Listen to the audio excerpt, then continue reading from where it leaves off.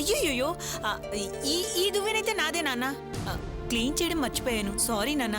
ఇప్పుడే క్లీన్ చేస్తాను. చూసారా అదెంత పని చేసిందో? తప్పు రాణి మీదకి నెట్టి తప్పించుకోవాలని చూసింది. తప్పు చేసింది అదే అయితే మీరు అనవసరంగా రాణిని పట్టుకొని తిట్టారు. పాపం రాణిని చూడండి ఎంత బాధపడుతుందో. సర్లే, సరోజ దూకుని క్లీన్ చేయడం మర్చిపోయిందనుకో, తర్వాత ఇవిడి గారు దూకున్నారు కదా, క్లీన్ చేయాలని జ్ఞానం లేదా? ఎంత చిన్న విషయాన్ని కూడా చెప్పాలా? ఆడవాళ్ళు ఇంత బాధ్యత లేకుండా ప్రవర్తిస్తే ఎలా? ఏమన్నంటే తిట్టాడు అరిచాడు అంటారు. కోడలుగా అన్ని విషయాలు చూసుకోవాల్సిన బాధ్యత తనకు లేదా? సారీ మావయ్య, ఇక ముందు అన్ని శుభ్రంగా ఉంచుతాను. మరోసారి ఇలా జరగకుండా చూడండి. నువ్వేం బాధపడకమ్మా.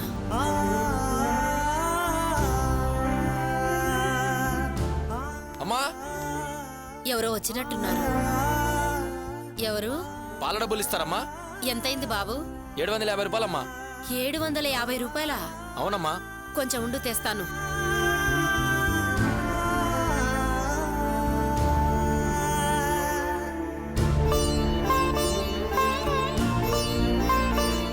ఇదిగో బాబు.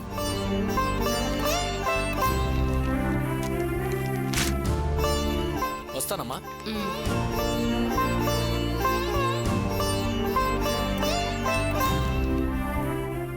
ఉన్న 1400లో 750 రూపాయలు పాలకపోతే ఇంకా 650 రూపాయలే ఉన్నాయి.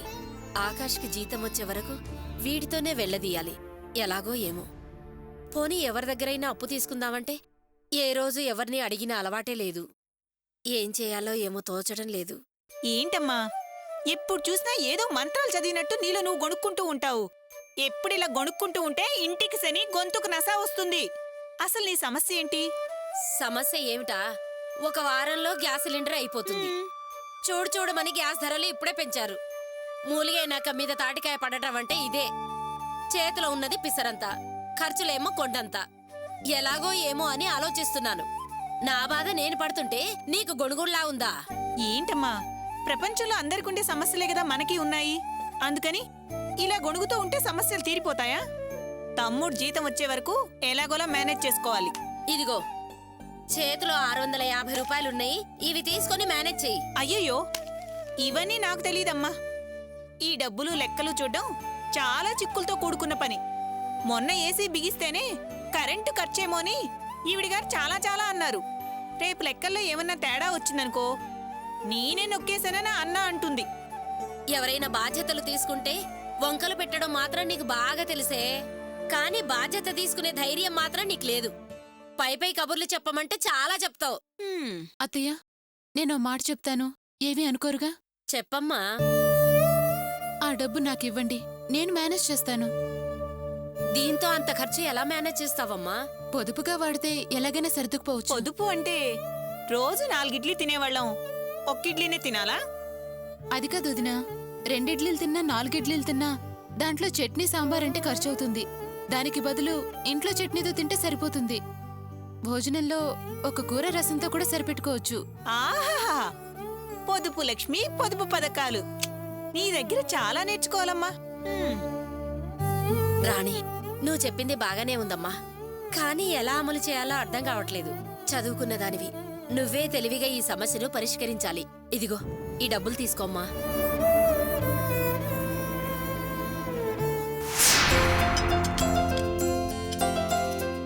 నందిని, పెయింటర్కి చెప్పడం మర్చిపోయాను, ఒకసారి ఫోన్ చేయవా? గోపి,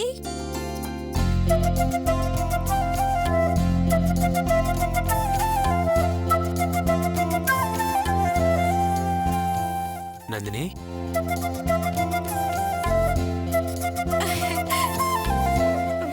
బాగుందా గోపి? బాగుంది గాని అసలు ఏంటి గెటప్? మీతో కలిసి పనిచేయాలంటే మీరు వేసుకున్న డ్రెస్ లాంటిదే వేసుకోవాలి కదా, అప్పుడే నాకు సౌకర్యంగా ఉంటుంది, ఎటువంటి గాయాలు తగలవు. ఇది నీ డ్రెస్సే, లోపలంటే వేసేసుకున్నాను. ఇలాంటి డ్రెస్ నేను కూడా ఒకటి కొనుక్కుంటానే. తర్వాత నాకు తగ్గింది, నువ్వు నన్ను పని చేయొద్దు అని మాత్రం అనకు please. I'm all right. Nandini, ఇందాకేగా దెబ్బ తగిలింది, ఎంత బాధపడ్డావు. మళ్ళీ ఇప్పుడు పని చేస్తానంటావేంటి? వద్దు నందిని, ప్లీజ్. గోపి, దెబ్బలు తగిలితే మాత్రం భయపడిపోయి కుర్చీలో కూర్చొని కష్టపడకుండా లోపలే పనిచేసుకుంటాననుకున్నావా? నెవర్. ఇలాంటి వాటికి నందిని ఎప్పుడూ భయపడదు. ఎవ్వరైనా ఏ పనైనా నేర్చుకునేటప్పుడు దెబ్బలు, జీవితంలో ఎదిగేటప్పుడు ఎదురు దెబ్బలు తగలటం సహజం. అంత మాత్రాన జీవితంలో పైకి రాకుండా ఉంటామా, పనులు నేర్చుకోకుండా ఉంటామా? అయినా నేనలా చేయి పెట్టడం వల్ల నాకు గాయమైంది, కానీ నేనలా చేయకూడదన్న విషయం కూడా నాకు తెలిసొచ్చింది కదా. గాయం రేపో మాపో మానిపోతుంది, కానీ గాయం వల్ల వచ్చిన జ్ఞానం ఎప్పటికీ మనకు గుర్తుండిపోతుంది. అందుకే నేను కూడా మీతో కలిసి పనిచేయాలని నిర్ణయించుకున్నాను. గాయం రేపో మాపో మానిపోతుంది, కానీ గాయం వల్ల వచ్చిన జ్ఞానం ఎప్పటికీ మనకు గుర్తుండిపోతుంది. అందుకే నేను కూడా మీతో కలిసి పనిచేయాలని నిర్ణయించుకున్నాను. ఏంటి గోపి అలా చూస్తున్నావు? నువ్వు చిన్నప్పటి నుంచి ఎంతో గారాబంగా పెరిగావు. అసలు నీ కష్టం అంటే ఏంటో తెలియదు. అలాంటిది ఇప్పుడు నువ్వు మాతో పాటు కలిసి ఈ గ్రీజు ఆయిల్తో పనిచేస్తానంటే నిజంగా నాకు చాలా బాధగా ఉంది నందిని. నీకెలా చెప్పాలో తెలియట్లేదు. నువ్వు ఇలాంటి పనులు చేయడం అవసరమా? ఎందుకు చెప్పు. ఎందుకంటే నిజమైన స్నేహానికి అర్థమేంటో తెలుసా? స్నేహితులు కష్టపడేటప్పుడు తనకు చేతనైన సహాయం చేసేవాళ్ళు, వాళ్ళు సమస్యల్లో కూరుకున్నప్పుడు వాళ్లకు అండగా ఉండి కొండంత ధైర్యం ఇచ్చేవాళ్ళు. నేను నీకు నిజమైన ఫ్రెండ్నే కదా. నా కళ్ళ ముందే నువ్విలా కష్టపడుతుంటే నేను హాయిగా కూర్చుని ఆనందించగలనా? పైగా 10 రోజులు మాత్రమే టైం ఉంది. నేను కూడా నా వంతు సాయం చేస్తే ఒకరోజు ముందే మనం అనుకున్నది అనుకున్నట్టుగా జరిగే అవకాశం ఉందిగా. ప్లీజ్, ఈ పని చేయడంలో నాకు తృప్తుంది. కాదనుకు గోపి. నందిని, ఈరోజు నాకు చాలా ఆనందంగా ఉంది. నీలంటమే నా ఫ్రెండ్ అయినందుకు నేను చాలా గర్వంగా ఫీల్ అవుతున్నాను.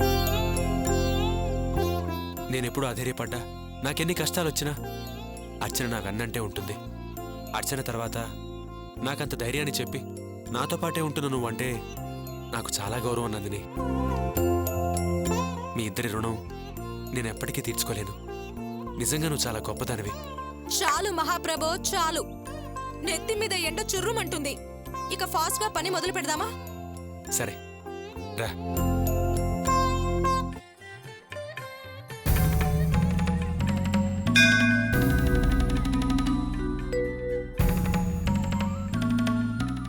రేవతికి నేను పరమ భక్తుడిలా కనిపించాలి. నేను పోలారంగణ్ణి కాదు పాండురంగణ్ణి అన్నంతగా తనని నమ్మించాలి. దాంతో ఆ పిచ్చి రేవతి ఇంప్రెస్ అయిపోయి నాతో కాంప్రమైజ్ అయి నన్ను వాళ్ళ ఇంటికి తీసుకుపోతుంది. ఒరే వాసు, ఈ రోజు నీ అదృష్టం సూపర్గా ఉన్నట్టేరా. అమ్మో, రేవతి వచ్చేస్తుందేమో. టైం చూస్తే 10 గంటలు దాటుతుంది. ఖచ్చితంగా 10 గంటలకు రమ్మందని అమ్మ చెప్పింది. ఏదేమైనా సరే ఈ రోజు నా పెర్ఫార్మెన్స్కి రేవతి కన్విన్స్ అయిపోవాలి. ఏ మాత్రం డౌట్ రాకుండా అమ్మా నాన్నలను అమాయకులు చేసి నమ్మించినట్టు ఈ రేవతిని కూడా బుట్టలో వేసుకోవాలి. రేవతి త్వరగా రా. అదిగో రేవతి వచ్చేసింది. రేవతి, వాసు, రా రేవతి రా. సారీ వాసు, కొంచెం లేట్ అయింది. నువ్వు కరెక్ట్ గా 10 గంటలకు వచ్చేసావా? అవును రేవతి, నువ్వు చెప్పిన టైం కన్నా 15 నిమిషాలు ముందుగానే వచ్చి నీ కోసం ఎదురు చూస్తూ ఉన్నాను. అదేంటి, నేను అత్తయ్యకి ఫోన్ చేసి 10 గంటలకు రమ్మని చెప్పాను కదా. ఎందుకంత ముందుగా రావడం, వచ్చి వెయిట్ చేయడం? రేవతి, నా మీద నీకున్న చెడు అభిప్రాయం తొలగిపోయి నువ్వెప్పుడు నన్ను అర్థం చేసుకుంటావని ఇంతకాలం ఎదురు చూశాను. అలాంటి వాడిని ఆఫ్టర్ ఆల్ 15 నిమిషాలు వెయిట్ చేయడం పెద్ద విశేషమేం కాదు కదా. అయినా నువ్వేదో మంచి నిర్ణయం తీసుకున్నావని, ఇక మీదట మనకంతా మంచి జరుగుతుందని, నన్ను గుడి దగ్గర కలుసుకోవాలని నువ్వు మా అమ్మతో చెప్పిన దగ్గర నుంచి నా సంతోషానికి అవధులే లేకుండా ఉన్నాయంటే నమ్ము. అందుకే ఉండబట్ట లేకుండా కాస్త ముందుగానే వచ్చేసాను. అవును రేవతి, ఇంతకీ మనకు జరగబోయే ఆ మంచి విషయం ఏంటి? అవును వాసు, అది చాలా మంచి విషయమే. మన భవిష్యత్తుకు ఎంతో ఉపయోగం కూడా. నాకంతా తెలుసు రేవతి. అయితే నేరుగా నన్ను అక్కడికే రమ్మనొచ్చు కదా. పరాయి వాళ్ళ ఈ గుళ్ళు గోపురాల వద్ద కలుసుకోవడం దేనికి? నువ్వు చెప్తే నేను అక్కడికే సరాసరి వద్దాం అనుకున్నాను. ఎక్కడికి? నాకేం తెలియదు అనుకోక రేవతి. అయినా ఎలాగో అత్తయ్య మనకు హారతి ఇస్తారు కదా, ఇంకా దేనికి గుడికి రావడం? ఓ, అర్థమైంది. మనం ఇంతకాలం ఎన్నో ఇబ్బందులతో ఒకరికొకరు ఎడబాటుగా ఉన్నాం. కాబట్టి దేవుడి గుడికి వచ్చి మళ్ళీ మన కాపురంలో ఎలాంటి కలతలు రాకుండా కాపాడు స్వామి అని దండం పెట్టుకోవడానికే రమ్మన్నావు కదూ. నువ్వేం మాట్లాడుతున్నావు నాకేం అర్థం కావట్లేదు వాసు. ఆ మాత్రం అర్థం చేసుకోలేనా? రేవతి, నీకొక విషయం తెలుసా? విదేశాలు వెళ్ళి డబ్బు సంపాదించాలని అన్ని ప్రయత్నాలు చేసుకున్నాను. కానీ నువ్వు ఫోన్ చేసిన తర్వాత విదేశంలో అరబ్ వాళ్ళ దగ్గర డబ్బు సంపాదించేదానికన్నా స్వదేశంలో నా రేవతి దగ్గర ఇంత ప్రేమ సంపాదించుకుంటే చాలని ఈ రోజే ప్రయాణం క్యాన్సిల్ చేసేసాను. ఏంటి ఫారెన్ వెళ్ళాలనుకుంటున్నావా? ఏ నీకు తెలీదా? నువ్వు ఆ రోజు ఇదే గుడిలో ఏమన్నావు? నువ్వేం కోట్లు సంపాదించవలసిన అవసరం లేదు, గోపిబావులా కాకపోయినా కనీసం ఆయనలో 1% మారమని అన్నావా లేదా? అప్పటి నుంచి నాకు సంపాదించాలని కసి పెరిగింది. ఆ రోజు నుంచి నేను పూర్తిగా మారిపోయిన రేవతి. దురలవాట్లను దూరం చేసుకుని మాయలు చేయడం మర్చిపోయి సంపాదన నా ధ్యేయం అని నిర్ణయించుకున్నాను. కావాలంటే మా అమ్మ నాన్న అడిగి చూడు. నువ్వు అడిగే ఉంటావులే. నా గురించి పూర్తిగా తెలుసుకొని నువ్వు ఇలాంటి నిర్ణయం తీసుకొని ఉంటావు. రేవతి, నా గురించి అన్నీ తెలుసుకున్నా నువ్వు నేను ఫారెన్కి వెళ్తున్నానన్న సంగతి నీకు తెలియకుండా ఎలా ఉంటుంది? నిజం రేవతి. ఫ్లైట్లో ఫారెన్ వెళ్ళి ప్లేట్లు కడుగో, బాత్రూమ్లు కడుగో, రోడ్లు ఉడ్చో, ఏదోలా 2 సంవత్సరాలు బండ చాకరీ చేసైనా సరే ఏవో 2 రాళ్ళు వెనకేసుకొని వెనుతిరిగి మన దేశానికి వచ్చి నీ దగ్గరకు వచ్చి, ఇదిగో రేవతి, నేను సంపాదించిన డబ్బని నీ చేతిలో పెట్టి నీ మెప్పు పొంది నీ మనసులో నా స్థానం పదిలం చేసుకొని 10 కాలాల పాటు కలిసి మెలిసి నీతో కాపురం చేసుకుందామని ఇలా ఎన్నో ఆశలతో విదేశాలకు వెళ్దామని నిర్ణయం తీసుకున్నాను. కానీ నువ్వు చేసిన ఒక్క ఫోన్ కాల్తో అవన్నీ క్యాన్సిల్ చేయించి నాకు ఫారెన్ వద్దు, గీర్న వద్దు, నా రేవతి మనసు మారింది అంతే చాలని వెంటనే నేను నిన్ను కలుద్దామని ఆత్రంతో ఉన్న పలాన్ని వచ్చేసాను. కానీ నువ్వు చేసిన ఒక్క ఫోన్ కాల్తో అవన్నీ క్యాన్సిల్ చేయించి నాకు ఫారెన్ వద్దు, గీర్న వద్దు, నా రేవతి మనసు మారింది అంతే చాలని వెంటనే నేను నిన్ను కలుద్దామని ఆత్రంతో ఉన్న పలాన్ని వచ్చేసాను. సరే, ఇంకా బయలుదేరదామా? మనం కొత్తగా కాపురం మొదలు పెట్టబోతున్నాం కదా, అయినా ఈ పాత బట్టలతో వెళ్తే ఏం బాగుంటుంది చెప్పు? వెళ్తూ వెళ్తూ దారిలో బట్టల షాప్లో మన ఇద్దరు కొత్త బట్టలు తీసుకుని వెళ్దాం. రేట్ ఎంతైనా పర్వాలేదు, కాస్త ఖరీదైనవే తీసుకుందాంలే. మహా అయితే ఎంత 5-6 వేలు అంతే కదా. అయినా నీకు 5-6 వేలు లెక్క ఏంటి చెప్పు రేవతి? ఏమంటావు రేవతి? అసలు నువ్వేం మాట్లాడుతున్నావు నాకైతే అర్థం కావట్లేదు వాసు. కనీసం నీకేనా అర్థం అవుతుందా? ఇప్పుడు మనం ఎక్కడికి వెళ్తున్నామని డ్రెస్సులు హడావిడి అంటున్నావు. అదేంటి రేవతి, డ్రెస్సులు ఎందుకని అంటావేంటి? డ్రెస్సులు ఎందుకు? మీ ఇంటికి వెళ్ళడానికి. మీ ఇంటికి ఎందుకు? మీ అమ్మ నాన్న నన్ను ఇంట్లోకి రానివ్వడానికి ఒప్పుకున్నారు కాబట్టి. వాళ్ళు ఎందుకు ఒప్పుకున్నారు? నువ్వే నా మంచితనం గురించి వాకబు చేసి వాళ్ళని ఒప్పించావు కాబట్టి. గుడికి నన్నెందుకు రమ్మన్నావు? దేవుణ్ణి మొక్కుకొని నన్ను నీతో పాటు మీ ఇంటికి తీసుకెళ్తున్నావు కాబట్టి. నీ కబుర్లన్నీ ఇంకా కట్టిపెట్టు. అయినా ఇవన్నీ నీకు అసలు ఎవరు చెప్పారు? అదేంటి, నువ్వు ఫోన్ చేసి అనుకున్నట్టు జరుగుతాయని చెప్పావంటగా. మరి నేను నీ గురించి అనుకున్నవన్నీ ఇవే. అమ్మ నాతో అలాగే చెప్పింది. అయ్యో వాసు, అతే తప్పుగా అర్థం చేసుకుని ఉంటుంది. నేను అసలు ఆ ఉద్దేశంతో చెప్పలేదు. ఏంటి, మా అమ్మ తప్పుగా అర్థం చేసుకుని నన్ను తప్పుదారి పట్టించిందా, లేకపోతే నేనే తప్పుగా అర్థం చేసుకున్నానా? ఇంతకీ నువ్వు నన్ను ఆ విషయంగా రమ్మలేదు ఇక్కడికి? లేదు, నిన్న ఆ విషయంగా రమ్మని చెప్పలేదు. మరైతే ఏదో సంతోషకరమైన విషయం అన్నావే. ఇంతకన్నా ఇంకేముంటుంది సంతోషకరమైన విషయం నాకు? సంతోషకరమైన విషయమే ఇది, అందరికీ తెలిసిన విషయమే. మా నాన్న గోపిబావుని మోసం చేసి లాక్కున్న స్థలంలో డిపార్ట్మెంటల్ స్టోర్స్ కట్టి లాభాలు మాత్రం మా నాన్న తీసుకుంటున్నారు. ఇదో రకంగా మీకు జరిగిన అన్యాయమే. అలా మీకు జరిగిన ద్రోహానికి పరిహారమో న్యాయమో అడగాలని మీకు అనిపించట్లేదా? అవునవును, ఇది చాలా సంతోషకరమైన విషయమే. ఇది మాట్లాడడానికి నన్ను ఎక్కడికి రప్పించావు? మీ నాన్న ఎప్పుడైతే నన్ను కొట్టింట్లోంచి గెంటేశాడో ఇంకా ఆ రోజు నుంచి ఆయనంటూ ఒకడున్నాడన్న విషయమే మర్చిపోయాను. దాని ముందు ఆ స్థలం విషయంలో మాకు చేసిన ద్రోహం పెద్ద విషయమేం కాదే. దానికన్నా నాకు జరిగిన అవమానమే ఎక్కువ. కానీ నాకు తోడుగా ఉండే ఒక పెద్ద మనిషి వాళ్ళతో పెట్టుకుంటే అసలు ఊర్లో లేకుండానే చేసేస్తారని అవి ఇవి చెప్పి నన్ను భయపెట్టాడు. ఇంకేమీ చేయలేని పరిస్థితుల్లో నేను ఆ విషయాన్ని అక్కడితోనే వదిలిపెట్టేశాను. ఇప్పుడు మళ్ళీ నువ్వు అదే విషయం రిపీట్ ఎందుకు చేస్తున్నావు? వాసు, నువ్వు భయపడేంత పరిస్థితులు ఇప్పుడేమీ లేవు. అంతేకాదు, మా నాన్న ఇదివరకులా లేరు, చాలా మారిపోయారు కూడా. ఏంటి, మారిపోయాడా? అవును వాసు, మారిపోయారు. నువ్వు ముందు ఎలా ఉండేవాడివి, ఇప్పుడు నీ ప్రవర్తనలో ఎంత మార్పు వచ్చి మంచివాడిగా మారిపోయావో అలాగే ఆయన కూడా మంచివారిగా మారిపోయారు. అరే మామా, కొంపదీసి నేను మంచివాడిలా కనిపించడానికి ఎన్ని ఇత్తులు చిత్తులు వేసి చిత్తు చేసి వీళ్ళందరినీ ఎలా బుట్టలో వేసుకున్నానో నువ్వు కూడా అలాగే నటిస్తున్నావా? నా నటన నమ్మేసిన ఈ పిచ్చి ముద్దు నీ నటన కూడా నమ్మేసి పరివర్తన అనుకుంటుందా? ఏంటి వాసు అలాగే ఉండిపోయావు? ఏం లేదు రేవతి. వాసు, నాన్న రాత్రి నాతో అన్ని విషయాలు మాట్లాడారు. తనకేదో ప్రాణహాని ఉందంట. ఏంటి, ప్రాణహానా? ఎవరి నుంచి? వాడే ఇంతకు ముందు మా నాన్న మీద అటాక్ చేయబోతే నువ్వు కాపాడావు, గుర్తుందా? వాడే ఆ రాథోడ్. అవునవును. వాడు జైలు నుంచి తిరిగొచ్చి మళ్ళీ మా నాన్నని హత్య చేయాలని పథకం వేస్తున్నాడంట. ఆయన చాలా భయపడుతున్నారు. రాత్రి నాతో అన్ని విషయాలు మనసు విప్పి మాట్లాడారు. నన్ను క్షమించమని అడిగి తను ఇక ముందులా ఉండనని చెప్పి తను చేసిన పాపాలకి ప్రాయశ్చిత్తం చేసుకుంటానని పాపం చాలా బాధపడ్డారు. అందుకే నీకు రాత్రి ఫోన్ చేసి ఉదయాన్నే 10 గంటలకల్లా ఇక్కడికి రమ్మని చెప్పాను. నువ్వేం చేస్తావంటే రేపు అత్తిని మావిని తీసుకుని ఇంటికి రండి. స్టోర్ పెట్టుకున్నందుకు తగిన ప్రతిఫలం ఏదైనా ఇవ్వమని మా నాన్నని అడగండి. డబ్బులు లేదా దానికి విలువ చేసే ఏదైనా స్థలమైనా సరే ఇమ్మని అడగండి. అలా కాకపోతే డిపార్ట్మెంట్ స్టోర్లో పార్ట్నర్షిప్ అయినా ఇమ్మని అడగండి. మీ జీవితానికి ఏదో ఒక మంచి మార్గం చూపిమని అడిగితే ఆయన ఖచ్చితంగా ఏదో ఒకటి చేసి తీరుతారు. రేవతి, నువ్వింతలా చెప్తున్నావు కానీ అసలు ఆయన చేస్తాడంటావా? ఖచ్చితంగా చేస్తారు వాసు. పరిస్థితిని అర్థం చేసుకునే కదా ఇదంతా నేను నీకు చెప్తున్నాను. నిజంగా అలాగే జరిగితే అంతకన్నా సంతోషకరమైన విషయం ఏముంటుంది రేవతి? సరే, ఒకవేళ ఆయన స్థలం కానీ డబ్బు కానీ ఇస్తే వాటితో నువ్వేం చేయాలనుకుంటున్నావు? ఏంటి రేవతి నువ్వు అనేది?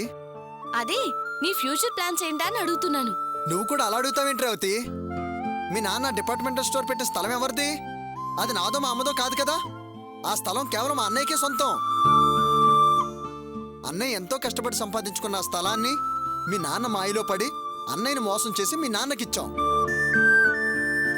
తిరిగి ఆ స్థలాన్ని మీ నాన్న తిరిగి ఇవ్వడానికి అంగీకరిస్తే ఆ స్థలాన్ని మా అన్నయ్యకి ఇవ్వడమే కదా న్యాయం. రేపు మీ నాన్న ఆ స్థలాన్ని ఇచ్చిన వెంటనే అది అన్నయ్యకి ఇచ్చేద్దాం. ఏమంటావు రేవతి? వాసు, నిన్ను చూస్తుంటే చాలా సంతోషంగా ఉంది. ఈ ఒక్క మాట చాలు నువ్వు ఎంతో గొప్పవాడిగా మారవడానికి. ఇప్పుడు నాకెంత తృప్తిగా ఉందో తెలుసా? నేను కూడా నా మనసులో ఆ స్థలం గోపిబావకే దక్కాలని కోరుకున్నాను. కానీ నా మనసులో మాట నీ నోటి వెంట రావడం చాలా ఆనందంగా ఉంది. నువ్వు పూర్తిగా మారావని నేను మనస్ఫూర్తిగా నమ్ముతున్నాను వాసు. రా వాసు, గుళ్ళోకెళ్ళి దండం పెట్టుకుందాం. నాకు తెలిసే నువ్వు మీ నాన్నను కాదని మా కాస్త చెందాలని కోరుకుంటున్నావు. కానీ అది నా మీద ప్రేమతోనో జాలితోనో కాదు, కేవలం మా అన్నయ్య మీద ఉన్న అభిమానంతో అని నాకు తెలిసే. కానీ నీకెలా సోప్ వేయాలో, నీ మనసుని ఎలా సూప్ చేయాలో నాకు బాగా తెలిసే. ఆస్తి మా అన్నయ్యకి ఇచ్చేద్దామనగానే దానికి నువ్వు ఐస్ అయిపోయి వాసు భలే అనేసావు. నేనెప్పటికీ మారనే. మీ స్థితిగతుల్ని మీ తలరాతల్ని మారుస్తూనే ఉంటాను. వాసురా, వస్తున్నా. ఒరే బుజ్జి, మనం మన హోటల్కి వెళ్ళి అక్కడ హాయిగా రకరకాల టిఫిన్లన్నీ తిందాం. నీకు లడ్లు, చాక్లెట్లు, బిస్కెట్లు, కూల్ డ్రింక్లు అన్నీ కొనిపెడతాను. ఏంటో ఇంట్లో గుడికని అబద్ధం చెప్పి ఇలా వచ్చి తినాల్సి వస్తుంది. అంతా నా కర్మరా. త్వరగా వెళ్దామే. ఏమయ్యా, ఇక్కడ ఒక హోటల్ ఉండాలి. ఎక్కడుందది? ఏ హోటల్ అమ్మా?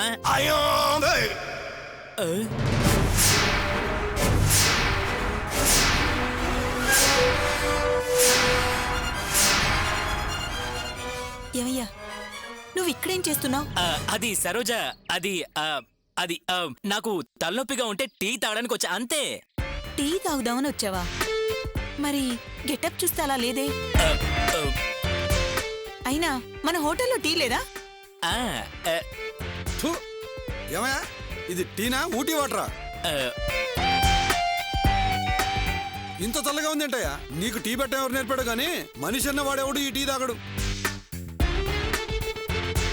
మంచి టీ మాస్ని పెట్టుకోపోతే నీ బతుకు వడబోసిన టీ పొడైపోతుంది. ఇది ఒక టీయా? ఛీ, పదరా. ఏంటి, ఈ టీ స్టాల్ నువ్వు పెట్టావా? మరి టీ తాగడానికి వచ్చానన్నావే? ఎంత దుర్మార్గుడివి! నీ ఇష్టం కోసం అష్ట కష్టాలు పడి మా నాన్నని తమ్ముడిని ఒప్పించి 3 లక్షలు ఇప్పిస్తే హోటల్ అని ఇప్పుడు టీ కొట్టు పెట్టావా?